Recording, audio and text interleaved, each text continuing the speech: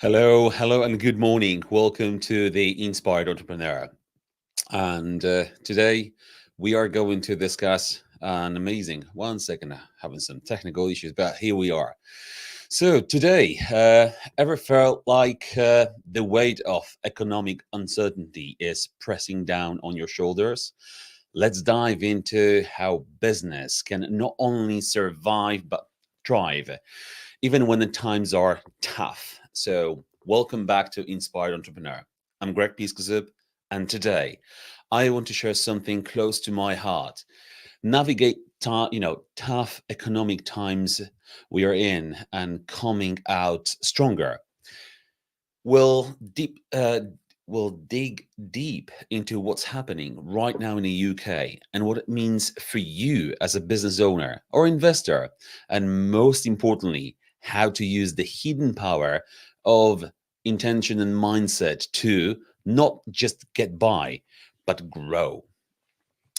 So I hope you're all enjoying the Sunday morning, but let me start with a story. So the story is about this Steve, and just picture this: it's early 2024. Steve, a driven entrepreneur based in London, sits at his kitchen table, and a cup of tea going cold, as he reads the headlines about the rising energy prices, increasing mortgage rates, and tightened consumer spending.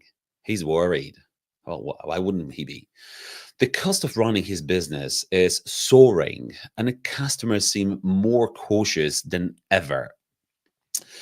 So, there are so many factors that we are facing currently, and with the current budget announced, I'm sure there is a lot more Steves and a lot more Mr. and Mrs. business owners worrying out there. So yes, that's true. The costs are surging from energy prices, wages, and our Steve sees his utility bills double, making him question how he can stay competitive without raising prices so much that he scares off customers.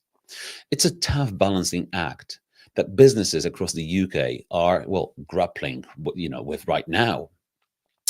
Also, like issues with supply chain, the delivery times that used to be predictable now comes with the delays and unexpected shortages. And for Steve, this means a delay in stock that impacts his promises to customers and creates a risk to his reputation.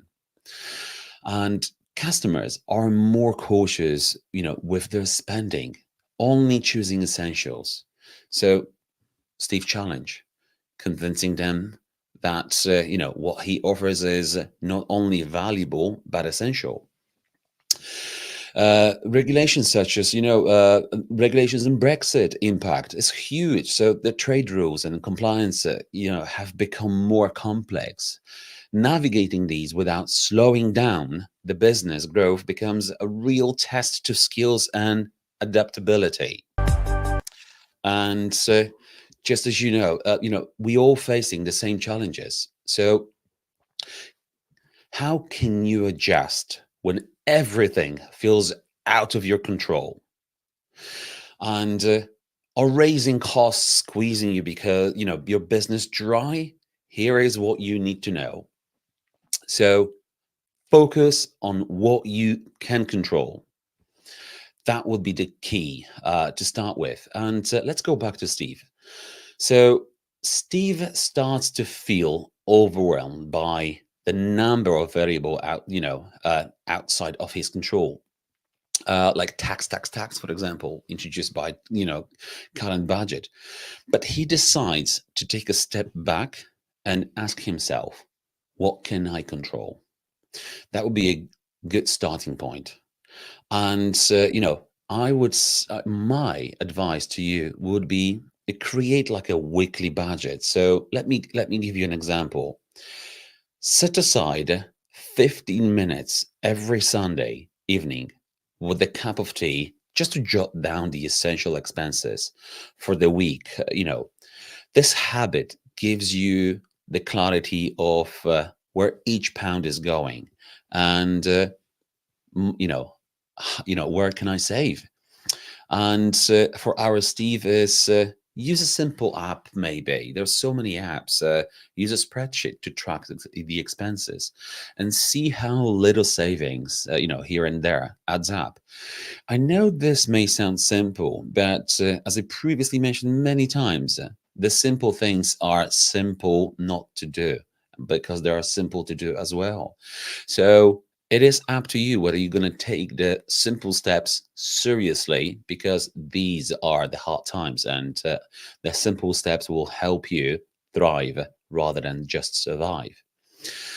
Also, it is very common in today's times that we are seeing subscriptions from every angle, and they're common, and almost like every service, it's being based on a subscription. I think I even hear like a car company, uh, they they are now, they offer subscription based services for your car that you've purchased already. So if you subscribe to, don't quote me, but maybe BMW or one of these premium, car companies, and I'm not sure which one it is, that you have to subscribe to use, the heating temperature of your, of your seats or whatever. It's just something like really, really ridiculous. And I'm like, I bought this car already, but it feels like we are.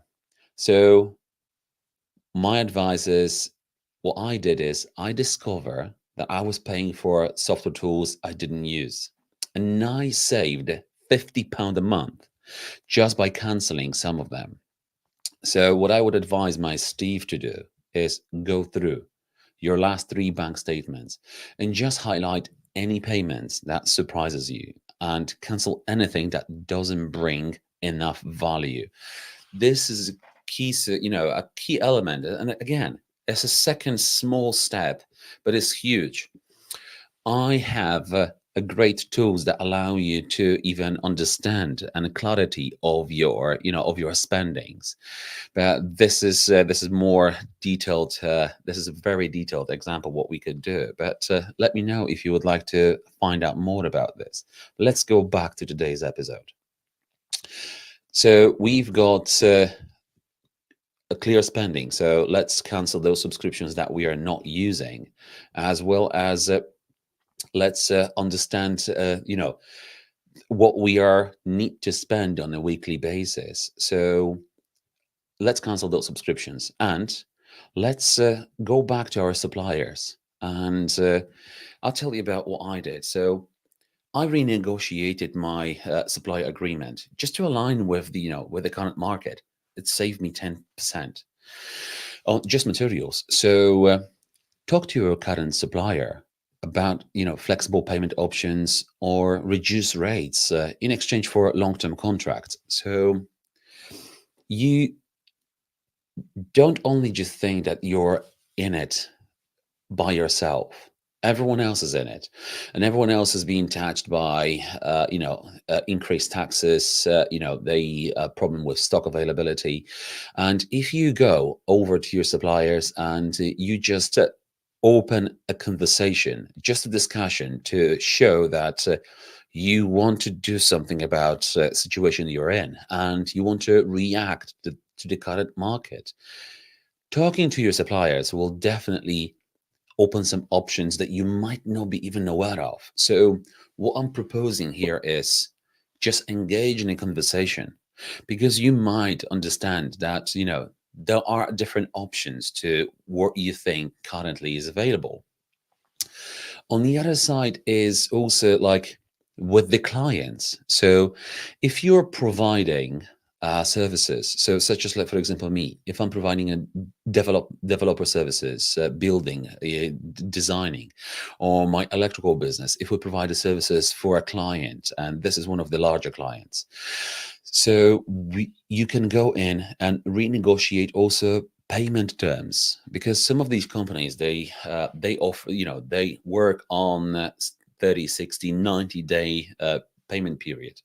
And it's like, this is crucial. If you're a smaller business owner, you have to go in and open the negotiations and the conversations out there, because you might previously been okay with a 90-day payment term, but currently that might not be up to your current standards where you are, because you're being squeezed, pushed, and you want to control the budget much better. So it's easier if you understand, how much money is going to come in this month, how much money is going to come in next month. And that's why I recommend to sit down every Sunday, only for 15 minutes, and just look at your spending and look at your income. Because if your business is relying on income that is going to come in the next in a second or third month, you need to adjust for it, and you need to plan. And it's better if you plan, and than being surprised. So once again, a simple little steps that will allow you to maximize on what's coming and what's happening in your business. And again, it's common sense, but it's common sense not to do it as well. Sorry, music keeps coming. But so this is my advice for for that part of planning. Planning is the key to play this game. Are you feeling like you're drowning in bad news? And here's how to stay resilient. So, in the current times, we are being bombarded by news, cost of living crisis, prices are going up, a new budget introducing tax, capital gains tax is just gone up, minimum wage has gone up. Is it bad, or is it is this a good news or bad news? Well, in some terms, it is a bad news, but it's also good news.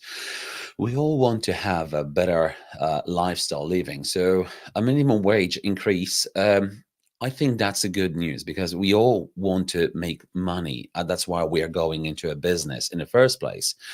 But capital gains tax, and almost like it feels like you're being penalized by doing good thing. But I don't think we are ever going to see, cats, in tax. So it was coming eventually. It feels really, really demotivating to run your business. But what can you do? So let's just let's go back to our Steve. So Steve knew that to lead his business through uncertain times, he needed to strengthen his mindset. And he remembered the story of Aces during the 2008 financial crisis, how they not only survived, but thrived by staying agile to focusing on customer service. And I'm not sure if you're familiar with the Aces during the 2008 crisis. So they had this, like in all the other businesses, they struggled a big time. But what they did is they focused on customer experience and approach to the client, to the customer. So they heavily invested into an online, online services, customer experience, and they were just thinking, what else can we do to overcome this challenge? And that's exactly what it is currently. If we are not well organized in our business journey, and the same come to your life as well, you might find that the life throws at you those challenges that you've got to do it. If you sit down and you think about, why this is happening, but let's just revert this question: what have I done in my business to improve it in the last months, year, few years back? How have I protected my income profits? How do I grow my business? What's the plan for growing the business? If you can't even answer one of those questions, then here we go. The lives just give you an opportunity to do that because you've not done it over the last years. And now you have to do it. And you don't just want to survive, you just want to thrive. So here we go. Because you haven't done anything for last year's, now you have to do double the time. And always start small. With the actionable tips I'm sharing with you here on this podcast, you will really make a difference. It's a compound effect. Let me give you some tips for resilience, how to deal with this. And my routine is every morning I write three things I'm grateful for in a small notebook. Well, I use a notebook and I use an online notebook because it's easier for me because that's how I work. I then like to action those things and see how they happen. But it could be as simple, and this is it. Take this seriously. It could be as simple as when you're working away and having a reliable Wi-Fi. Well, I'm really glad I've got reliable Wi-Fi because the router is downstairs. But or a good conversation I had the day before, and this is a small gratitude that you can practice, and this really shifts in your mind, and what happens is you're more focused on the good things, on the positive.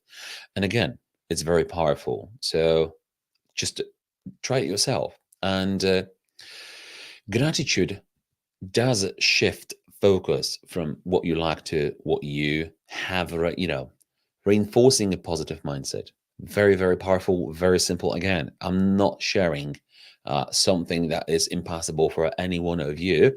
But again, on the other side, if it's simple, why not give it a try? Let's now touch on something that we are all being exposed and I would say programmed to over the years and years, and they've actually mastered, that approach.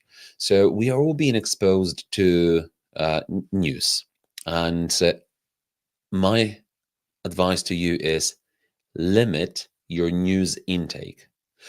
What I do is there's a good saying is if you watch the news, you are being misinformed. If you do not watch the news, you are uninformed. So that's and this saying is absolutely adequate. My approach is I allocate about 15 minutes at the end of each workday just to read the headlines. I choose not to engage throughout the day because it just interrupts my focus.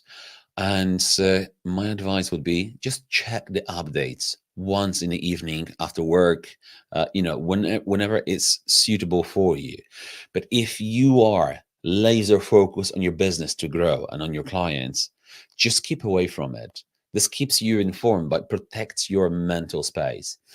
And the mental space is where you are making decision for a long term. What's happening currently, it may change in the next 2-3 years. You need to play the game today and react to what's happening, yes, but don't make this your focus and read the news because they are designed to create fear. And fear sometimes, most of the times actually, it takes away all these the intellect, and it will take away all of your common sense because you're being pushed into this fear and scared. What I'm going to do, what's going to happen, will my business survive, what am I going to do about the employment, what can I do about all of my employees, do we need someone to help us, but now we don't have the money in the budget and now we're going to be squeezed, all of my income is going to, all of my profits will be now slashed. So put this aside, the news, because they are just really, really well programmed to misinform you and give you a factor to worry about. My practice is I started a wins journal where I note down at least one good thing from the day. And this habit helps me realize I'm moving forward, even when the progress feels slow. And something happened to me recently in my, so I have I go and have a business training, and in my recent workshop I've been asked to complete this is a life by design scorecard. And what it gave me is, it gave me just preview. It didn't feel like I have a dream life, but and I'm living my dreams. It doesn't feel like it, because it's all bad information from every angle. They trying to scare you, and you're not focusing on what's happening in you, like in your life, in your closed space where you are, because you're being bombarded by all of these issues that you have to act upon, immediately. Because what? And actually that fear is not real most of the times. So I've completed my scorecard, and the score was really high, and I was surprised, because it didn't feel like it when I was answering the questions. It didn't feel like it. I'm living my dream. But actually, my score was so high that I'm like, well, it is. And that reflection on reviewing the score, I was like, my God, it's not that bad actually. It's really good. All I have to do is focus, and that what gave me the clarity of what to focus on. And my advice would be, write down small victories, even the ones like, handle a good client call well, or, it builds the confidence and it builds the resilience. And this is what it is if you start the day with a good intention of positive tasks, and you then just write one win through the day, what you're grateful for, it really puts your mind at focus. You might be hearing from all of the angles how positive mindset, how good intentions, help you, uh, and that's true. So simple things help, and they are very powerful, because again, it's all being compounded, and that effect has helped millions of people, and is going to help you the same way as it is helping me. I would like to give you some practical steps. So the costs of not preparing: stress, loss of opportunities, sleepless nights. So here's how to avoid it. A few years back, I faced a period where I didn't take those steps seriously. My business was doing okay, but I wasn't prepared for sudden changes. When unexpected cost hit, I was really devastated. I was caught off guard. The result: stress, rash decisions, and loss of opportunities. And I'm sure many of you, if you're in the same situation, that it feels like, there's everything is happening. I need to do something. I need to do something. I need to make a decision. What it is? No, no, no. Take your time. Take your time, and follow these steps, and you will change your life, and you will thrive. And these are: number one, build a small emergency fund. What I did is I started with just £50 a week. It wasn't much, but over months it became like a good cushion, that gave me a peace of mind. And if you do not have any emergency fund, any savings, start small. All you have to do is start small. Put a separate account. Just put in your ISA, but start small. Set aside even a little each week. You will be amazed how quickly it builds up. Find side income streams, and this is something that could change you. And I know it is easy to say, but I began consulting on the side, and realized that it was a great way not only to earn extra, but to expand my network. So my advice to you is, leverage your skills, whether it is consulting, tutoring, or freelance project. This is what you should focus on, because you might not be aware that you've got the skills, or maybe it's your hobby that you can share with, and earn money aside. But the true game changer is seek higher network conversation. So this is my this is something that personally I've been exposed to. Talking with those managing £1 million portfolios shifted my focus, my thinking. They share ideas and strategies that wouldn't have they wouldn't have considered. And what I mean by this is some of my friends, they run multi-million businesses, and they are aware of quick wins, quick wins that will bring you tens of thousands of pounds. But it requires some work to be put into it. And I'm not talking about full-time jobs, full-time engagement. This is something that you can do aside. I have uh, I have those ideas, and happy to share them with you. Please let me know. But what it is those people are not focusing on how to make a couple of £1,000s this month. They need to focus on how can I protect my wealth, how can I protect my profits, and with the current market climate, they are really have to double work and take that time on Sunday morning to really focus on what's going to happen next week and how they can mitigate, just risk to losing the wealth and profit. So they do not pursue the journey of making a couple of £1,000, which for you could be a life changing. So seek a better networking environment to the one that you're currently in, because if you always did what if if you always did if you always have there's a good saying, but basically if you always do what you always did, you will always have what you always had. So let me know in the comments if you get the right exact saying, but that's what it is. Don't be surprised, nothing's gonna happen if you are not changing anything about what you're doing. You have to change everything about what you're doing to see in the results and effects. So network with people playing a bigger game. They will inspire you to think beyond your current limitation.